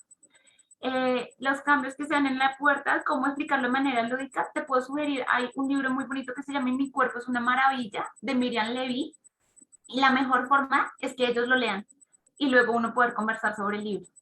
Es muy bonito. ¿Cómo reaccionar a la irritabilidad en los adolescentes? Gracias por esa pregunta. Uno tiene que enseñarle a ellos, y es una cosa que yo siempre les digo, es que pueden sentir lo que quieran, pero no pueden tratar a las personas como quieran. Entonces puedes sentirte enojado, ¿sí? Puedes sentirte triste, puedes sentirte... Pero entonces, en sano juicio, con la amígdala apagada, listo, nos sentamos a hablar. Ok, cuando te enojes, ¿qué vas a hacer? ¿Qué quieres hacer? ¿Estar en tu cuarto? ¿Una pera de bots? Porque la pera de bots, eso parece una tontería, pero es que la rabia necesita salir, ¿sí? Algunas personas la sacan en lágrimas, otras la sacan golpeando cosas, ¿sí? Los niños pequeños la sacan en pataletas, pues si tienes rabia, ¿cómo la vas a sacar? Escribir, rayar, les funciona mucho a los niños pequeños, pero a los adolescentes, por ejemplo, una pera de bots les puede servir. Y si no, pues la van a sacar en el celular. Entonces, ¿cómo se maneja la irritabilidad en ellos? Enseñándoles primero a reconocer cuando están irritables. Segundo, no hostigándolos. Perdón lo que voy a decir así, pero esto es una cosa muy de nosotras las mujeres, que lo hacemos con los esposos y con los hijos. ¿Te pasa algo? No. Sí, a ti te pasa algo. No. ¿Estás enojado? No. ¿Estás triste? No. Pues si ya dijo que no, créale que no le pasa nada. Hay un libro muy bonito de Manis Friedman que se llama ¿Por qué nadie se ruboriza? Él es también judío. Y él dice que uno debe aprender que cuando la otra persona baja la cortina, uno no tiene por qué levantar. ¿Sí? Entonces, si tú le preguntas a tu hijo, ¿estás bien? Y él te dice, sí, listo, ya. Si lo ves enojado, si lo ves irritable, quédate callado y te aseguro, haz el ejercicio, que luego te va a decir, mamá, estoy enojado por tal cosa. O mamá, me siento mal y no sé por qué. Pero si tú comienzas como a apoyarlo como el erizo, pues el erizo, ¿qué hace? Suelta las espullas. Bueno, voy a seguir leyendo las preguntas. Hay una persona que dice que, bueno, ya sé. Hay una pregunta aquí que se relaciona un poco al comentario que decía Joana sobre que cuando los chicos no quieren ir a la comunidad. aquí hay una cosa clave y es cómo nosotros les transmitimos lo que significa el servicio.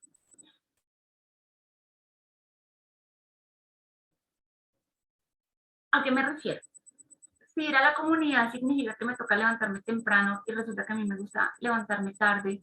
Si ir a la comunidad significa que a mí me toca vestirme de cierta forma, que a mí no me gusta vestirme. Si ir a la comunidad significa que a mí me toca encontrarme con personas que no me toca encontrarme, entonces el problema no es ir a la comunidad. El problema son las otras cosas que están asociadas con lo que significa ir a la comunidad. Y a veces nosotros creemos que es que ellos no quieren ir. Entonces, uno, lo primero que debe hacer es, como les decía, en un ambiente de amor, ojalá después de un helado o después de una película, a solas, no con los hermanitos pequeñitos ahí, no con el celular ahí, decirles, ok, ¿por qué no quieres ir a la comunidad? ¿Sí? Y hay una estrategia que funciona mucho, que es la de la triple pregunta. No sé si alguno la conoce. Entonces, les voy a poner un ejemplo diferente. El sábado nosotros, como estábamos hablando de autoridad con ellos, entonces yo les pregunté, ¿por qué hay que obedecer a los padres?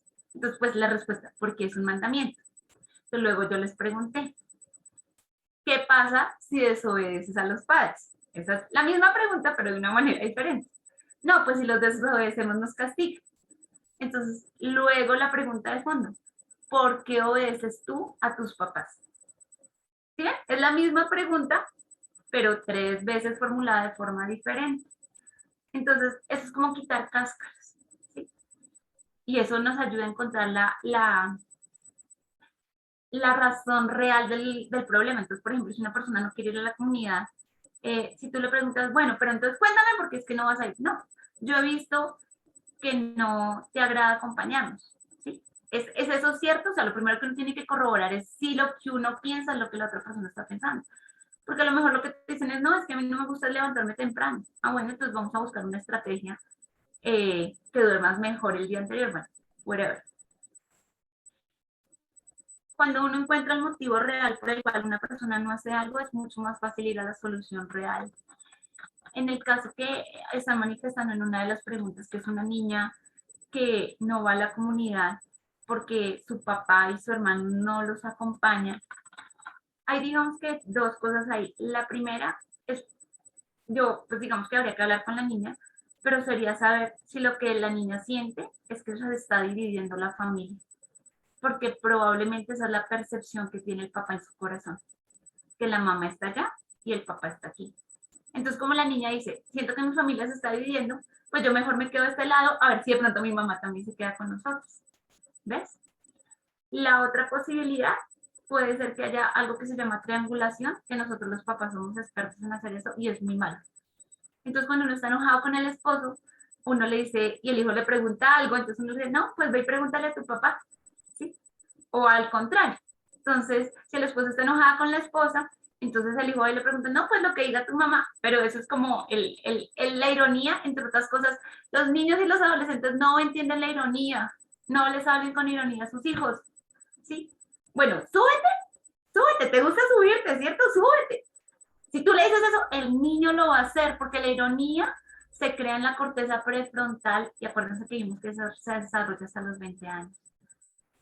Háblale francamente, ¿sí? Entonces, la triangulación puede ser otra causa, y otra causa puede ser lo que te decía, que los problemas en la crianza tienen que ver con cosas que tienes que solucionar con el Eterno, cosas que tienes que solucionar con tu mamá, o de pronto que en tu corazón todavía no hay claridad. No estoy juzgando y quiero que me entiendan, les estoy dando alternativas y pues esto es casi que, le decía yo a Caro, es una pregunta de consejería más que de un conversatorio, pero pregúntate en tu corazón cómo está en este momento, no solo la relación con la comunidad, sino la relación con tu esposo, ¿sí? Porque puede ser que ese sea el tema de fondo más que cualquier otra cosa.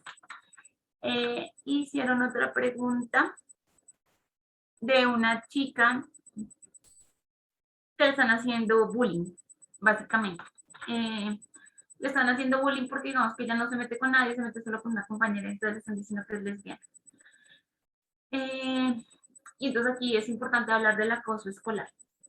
El problema no es el acoso escolar, porque el acoso escolar ha existido toda la vida, y si no, miren Los Simpsons. O sea, el acoso escolar ha existido siempre. El problema es cómo los chicos afrontan el acoso escolar y cómo nosotros les enseñamos que es más valioso lo que ellos piensan de ellos mismos que lo que el mundo piensa de ellos. Y entonces aquí el punto es, si nosotros como mamás, nosotros como papás, creemos que es más importante lo que yo pienso de mí mismo, lo que el Eterno piensa de mí mismo, o lo que los otros piensan de mí mismo. Acuérdense que yo quiero darles $1.000.000 a cada uno, pero no tengo todos esos millones de pesos. No tengo ni siquiera 1.000.000. Pero entonces, si yo no tengo mi autoestima sana, no le puedo transmitir eso a mis hijos. O sea, si mi hija está teniendo problemas de bullying, lo que yo necesito es primero revisar, ok, ¿por qué está permitiendo el Eterno esta situación? Porque el Eterno lo controla todo. Desde que mi hijo riegue en la mesa, hasta que me manche el vestido cuando vamos saliendo, hasta que me haga una pataleta en medio del centro comercial, o sea, todo, el Eterno no se le escapa nada. O sea, el Señor no solamente está ocupado por allá con Ucrania, al Señor le interesa lo que pasa en nuestra casa. ¿Sí? Entonces, si mi hija está teniendo problema de bullying, el problema no es el bullying, el problema es la autoestima en ella. Creo que todos conocen el cuento famoso de la ranita que se cae en la leche y que todas las ranitas le dicen, te vas a ahogar, te vas a ahogar, te vas a ahogar. Y entre más le gritaban, te vas a ahogar, más rápido pataleaba la ranita hasta que batió la leche, hizo mantequilla y saltó. Y las otras le decían, tú eres una rana mensa, ¿cómo no te diste cuenta? Te estábamos diciendo que te ibas a ahogar y seguías pataleando. Y él le dijo, ay, yo soy sorda, y pensé que lo que estaban era haciéndome barra.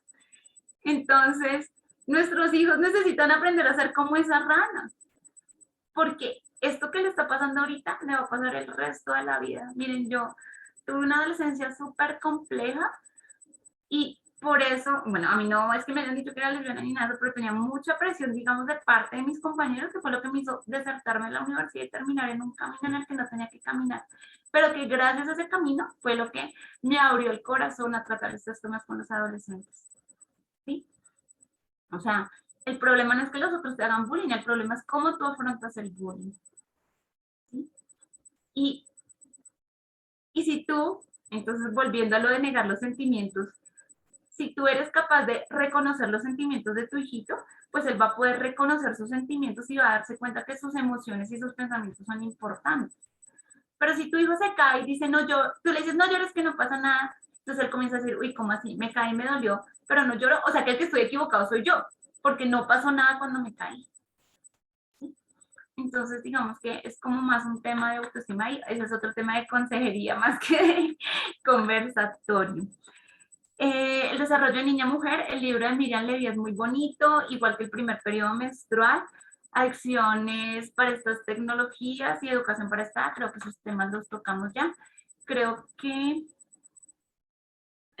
Carolina Pérez había levantado la mano, no sé si alguien más tenga alguna. Otra pregunta, ya, espérate. Aquí.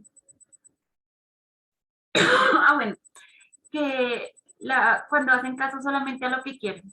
No le pasa solo a tu hija. Yo voy a cambiar la pregunta. ¿Cuántos aquí sus hijos les hacen caso todo el tiempo? Nadie. ¿Cuántos aquí sus hijos les hacen caso la mitad del tiempo? Listo. Yo les pregunto, esta mañana, entonces voy a cambiar las preguntas. ¿Anoche sus hijos durmieron en la cama que ustedes les dijeron o durmieron por fuera de la casa? ¿Quién levanta la mano? Que durmieron en su casa. Todos. Listo. ¿Sus hijos esta mañana desayunaron lo que ustedes dijeron o ellos querían desayunar Coca-Cola con hamburguesas y lograron desayunar Coca-Cola con hamburguesas? ¿Lo que ustedes prepararon o lo que ellos dijeron? Lo que ustedes prepararon, ¿cierto? Sus hijos de esta mañana a regañadientes y todo lo demás, pero se bañaron cuando ustedes les dijeron que se bañaran, ¿cierto? Sí. ¿Fueron al colegio cuando les dijeron que fueran al colegio? Sí. ¿Estudian en el colegio que ustedes dicen o estudian en la academia de...? Sí. ¿Llegaron del colegio cuando cuando les tocaba salir del colegio o se quedaron en el colegio y se fueron por allá al parque y nada? ¿Cierto? ¿Llegaron a la casa donde ustedes dijeron que tenían que vivir? Sí. ¿Almorzaron lo que ustedes dijeron que tenían que almorzar? Sí. ¿Están dormidos ahorita porque ustedes les dijeron que tenían que estar dormidos o a la hora que le digan que se van a dormir, se van a dormir? ¿Sí? Es más lo que nuestros hijos hacen caso que lo que no hacen caso. Eso es tema de otra conversación, pero existe una parte muy bonita en el cerebro que se llama el sistema reticular activado. whatever, no se aprendan el nombre, lo que me interesa es que aprendan el punto. Cuando ustedes estaban embarazadas, ¿no les pasaba que todo el mundo estaba embarazado? Que veían carritos de coches de bebé por todas partes, personas embarazadas, niños en brazos, ¿sí? Ok.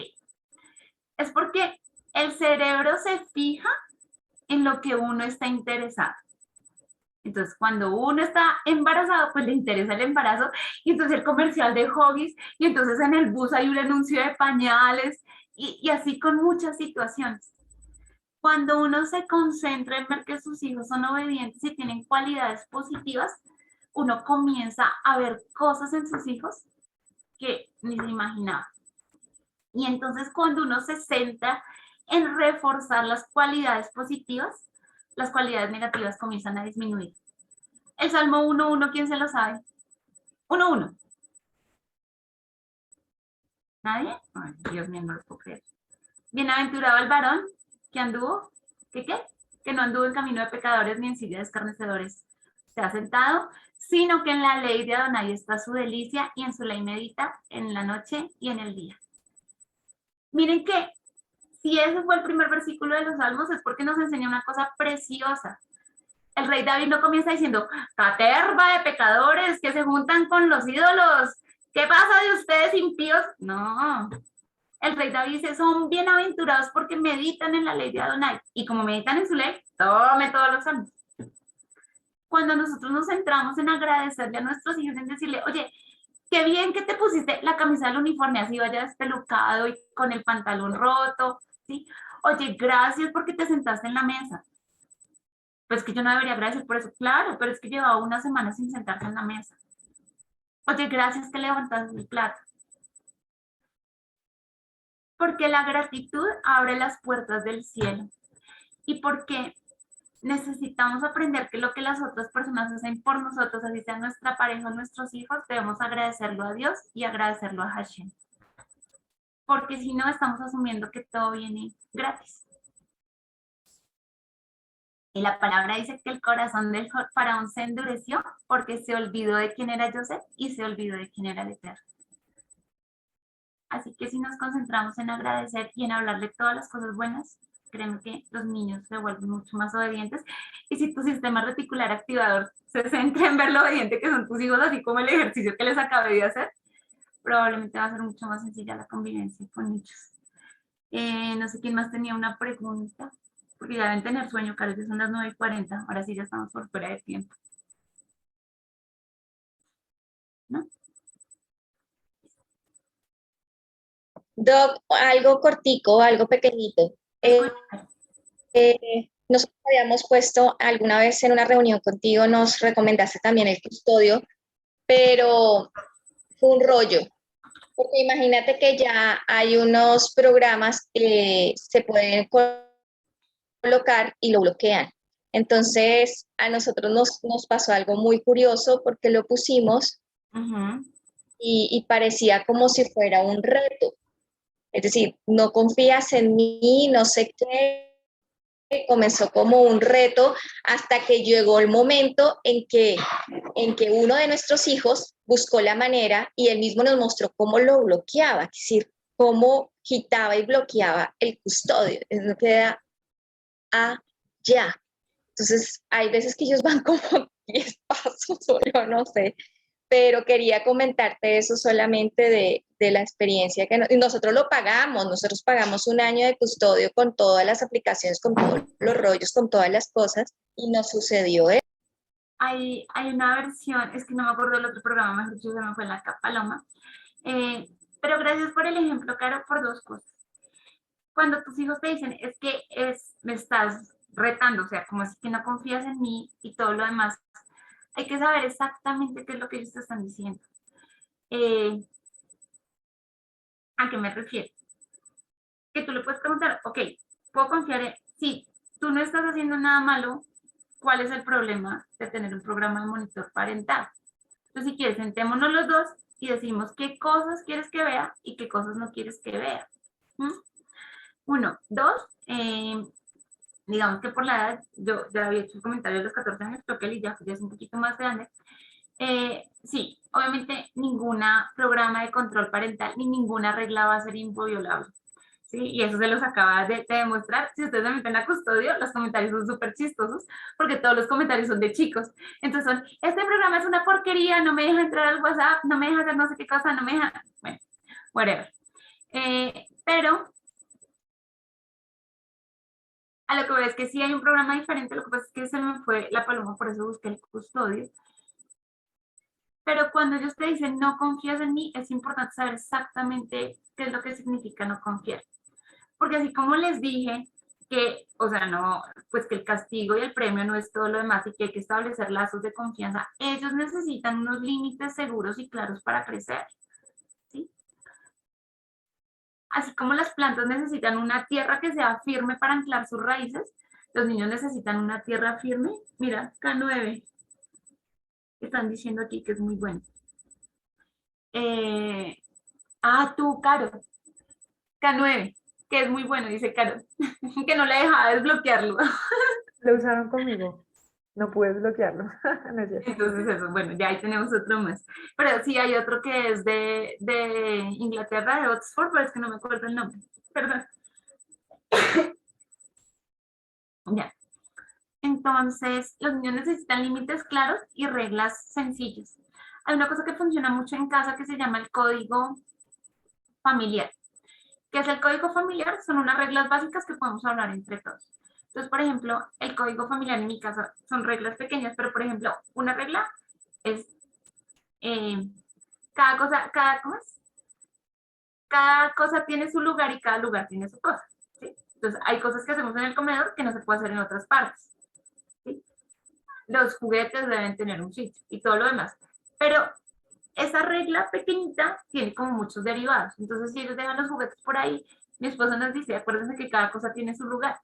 Y no necesitamos extendernos en un montón de derivaciones sobre los juguetes y bla, bla, bla, bla. Son como reglas pequeñas y cada casa debe decidir sus reglas.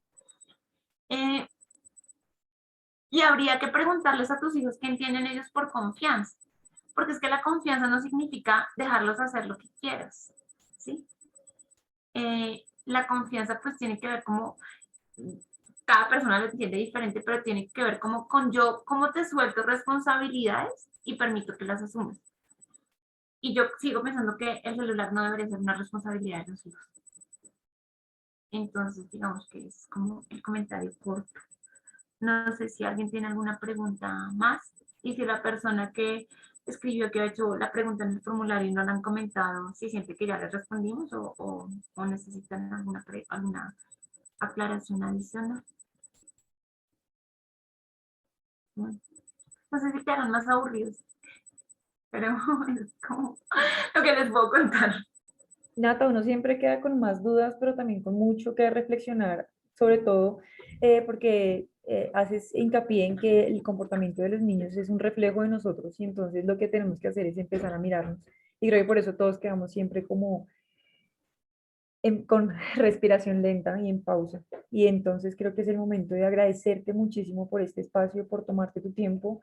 Nata, la doctora Natalia hace esto de forma profesional, estas son consultas eh, literal pagas, que ese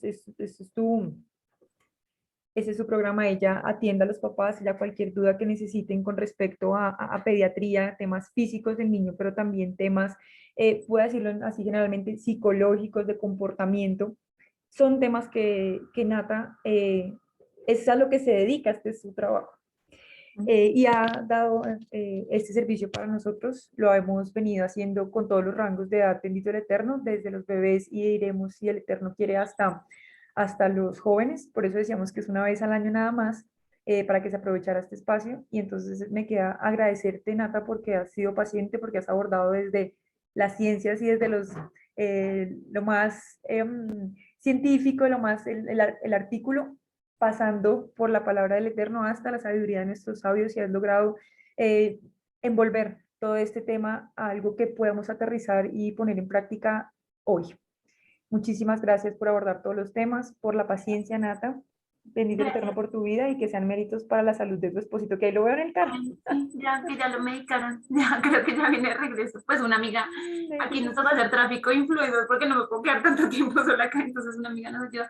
Claro, pero sí se me olvidó decir una cosa pequeña, Sí, señor. una cosa que mi esposo me recuerda continuamente, y es que nuestra casa debe ser un refugio de paz. No se trata de decirle a los adolescentes que no salgan a la calle. Se trata de que se sientan tan cómodos en casa que no quieran salir de ella.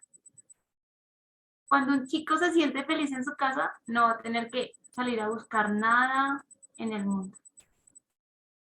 Cuando un chico se siente amado, respetado y acogido en su casa, no importa qué tanto le diga el mundo, no va a querer salir de ahí.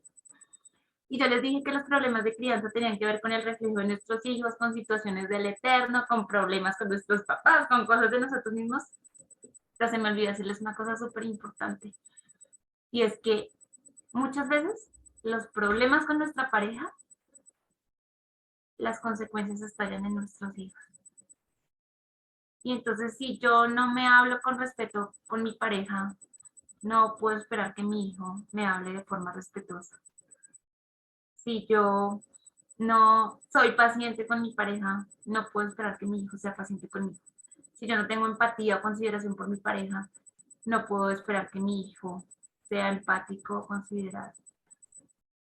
Entonces, a veces lo único que necesitamos es como entender que esa situación que está permitiendo el Señor con nuestro hijo no es sino la punta del bombillito que está mandándonos el Señor para que solucionemos algo en nuestra vida. Pero sí, hagan que su casa sea un refugio seguro, que sea la mejor fortaleza, que sus hijos se sientan tan felices que no quieran salir de ahí. Te escucho, Joana.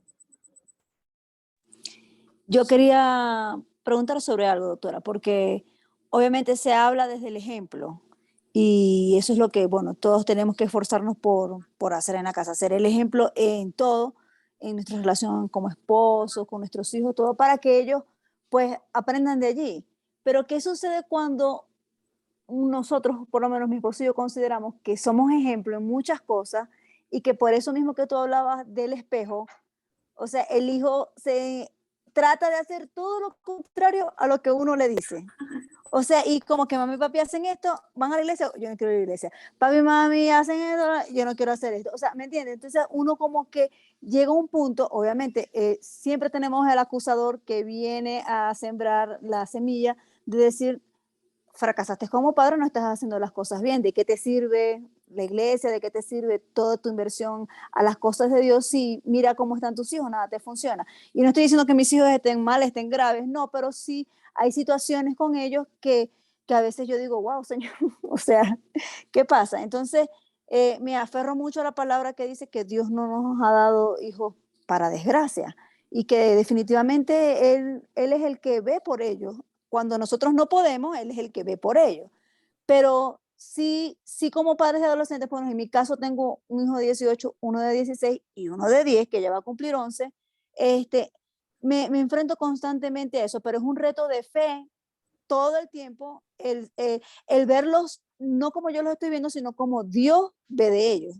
Y no es algo fácil de lograr, porque eso en cierta forma te hace dudar de lo que tú como padre estás haciendo hasta ahora. Yo te voy a contar como varias situaciones y obviamente quiero que entiendan el contexto. Yo no estoy diciendo que Joana está en una de esas casillas, o sea, no estoy diciendo que primero, segundo, tercero, no. Eso lo soluciona cada persona. Mira, hay un libro que si lo pueden leer, es muy bonito, se llama Educación con Amor, es del rabino Shalom Arush. Y él cuenta ahí una historia muy bonita. Dice que hay un papá que tiene 10 hijos, 9 son exitosos y uno es la oveja negra, por así decirlo, de la familia. Entonces que él va donde el director de la escuela y le dice, venga, yo quiero hacerle una pregunta.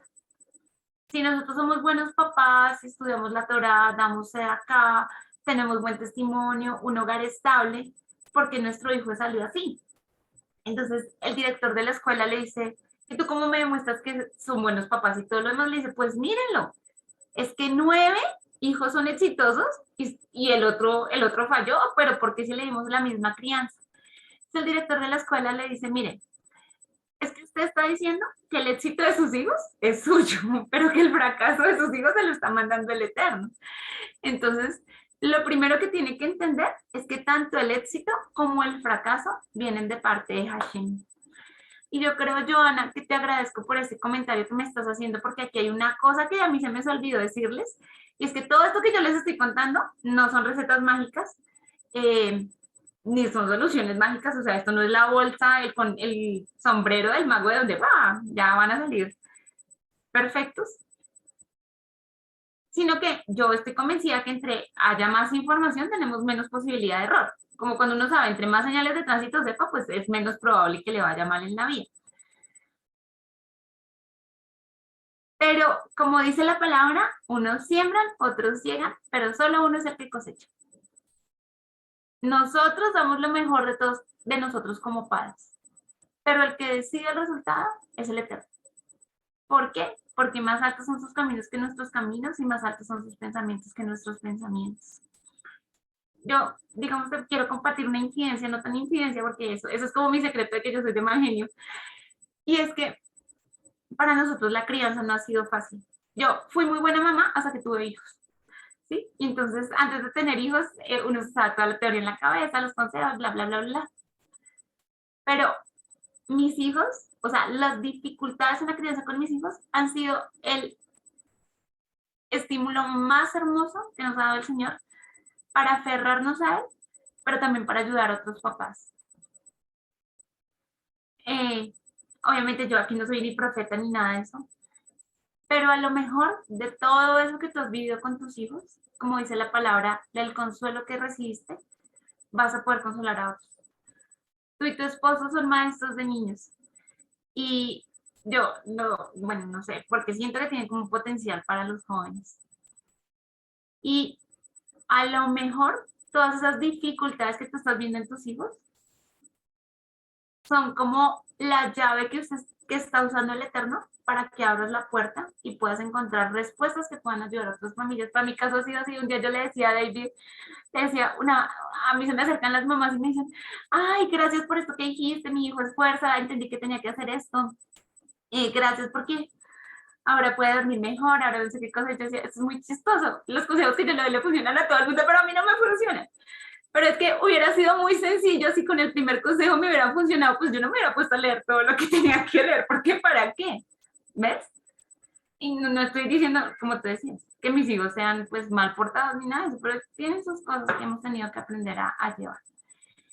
Entonces, eso es lo segundo. Lo tercero es que yo creo que nunca uno ora con tanta devoción como cuando tiene que orar por un hijo. Y a lo mejor esto es solamente la excusa que se está usando el Señor para que podamos estar aferrados a su mano. Y pues lo otro es revisar eso que tú dices, o sea, si tú dices, yo no sé, o sea, yo sigo pensando que sea cualquiera de las situaciones, siguen siendo un espejo de lo que somos nosotros. Yo te escuché hablar de tu mamá, que estaba en Aruba, yo me acuerdo que fue la primera vez que te escuché predicar, bueno, escuchar ese testimonio. Bueno, no sé cómo sea la relación con tu papá, no sé cómo sea la relación con tus hermanos, no sé si tengas que solucionar cosas con ellos que de pronto el Señor te los está mostrando en tus hijos, no sé si tengas que solucionar cosas contigo misma y sea esta la oportunidad que el Señor te esté dando, o no sé si sencillamente esto sea un salto al vacío de fe, decirle, está bien Señor, yo lo acepto. El Rabino Shalom Arush también enseña que muchas situaciones en nuestra vida son como cuando un amo le pega al esclavo. Y entonces el esclavo le comienza a decir, pero ¿por qué me pegas, vara? Vara, me estás pegando muy duro, ay, ay, ay, vara, no me pegues más. El problema no es la vara, el problema es el amo que está dándonos con la vara. Entonces, pues ahí te puse como muchas alternativas y pues ya será el Señor mostrándote como cuál es el camino. Eso. Yo creo que por ahí, no sé, creo que no hay más preguntas. Y Tú tenías una pregunta, familia Salamanca 0. si quieres, dame un segundito, Cara, que se despertó un bebé y ya lo traigo acá y ya sí. Un minuto. Papás, muchísimas gracias por acompañarnos hasta este momento de la noche. Sabemos que los niños se levantan mañana temprano y demás. Buscábamos que fuera 8 a 9 para poder que ustedes siguieran con sus actividades, pero creo que ha sido de utilidad tomarnos este tiempo para nosotros como, para ustedes como papás. Este mañana, si el Eterno permite, por tarde el lunes, les llega un correíto con el enlace de esta grabación, con las lecturas que la doctora ha recomendado y alguna información adicional que podamos regalarles para que la tengan allí lista. También recuerden que si tienen hijos en otras edades, vienen el próximo mes, si el Eterno permite, Junior, y luego terminamos con jóvenes. Pero si se perdieron las de los menores rangos de edad, en ese canal de YouTube que le ponemos allí en el correo, ahí pueden encontrarlas, están así categorizadas, Seraín, Arca, Simha, Kita, entonces pueden retomar. Y a veces consejos previos también nos funcionan, entonces pueden repartirlos o volverlos a vivir. Gina, sabemos que estás supremamente lejos y el horario es distinto. Muchísimas gracias por acompañarnos, por llenar el formulario. El videito queda grabado ya para que luego te veas la conclusión que la doctora Nata nos quiere regalar. Todas las preguntas de su formulario fueron resueltas, algo que, además de la que tú tienes, alguien más quisiera de pronto, ¿alguna duda? Ya volviste, Nata, perfecto.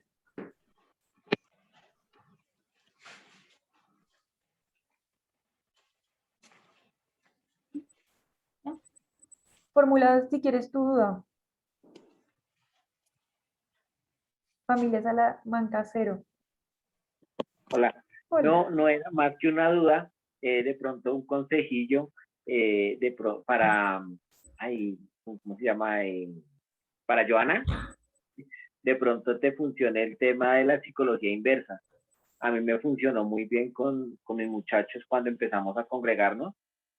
Ellos pues estaban en plena adolescencia, veníamos de un proceso complejo de separación y todo el tema. Y sencillamente yo les decía a ellos, no, yo me voy para la comunidad, pero no los puedo llevar. No los llevaba y no los llevaba y entonces ellos empezaron a querer ir y básicamente pues porque querían compartir conmigo, porque tienen mucha curiosidad. Pasaron como 2 meses hasta que ya la mamá los autorizó y todo el cuento y ellos empezaron a querer ir a la comunidad. Yo creo que si de pronto yo los hubiera obligado a ir, hubieran preferido de pronto no hacerlo. Entonces, a mí me funciona esa estrategia. No sé, quizás podrías de pronto ensayar con tus hijos, decirle, nos vamos para la congre y ustedes no van. Porque si no quieren ir, no los vamos a obligar y de pronto les nace las ganas de ir mágicamente.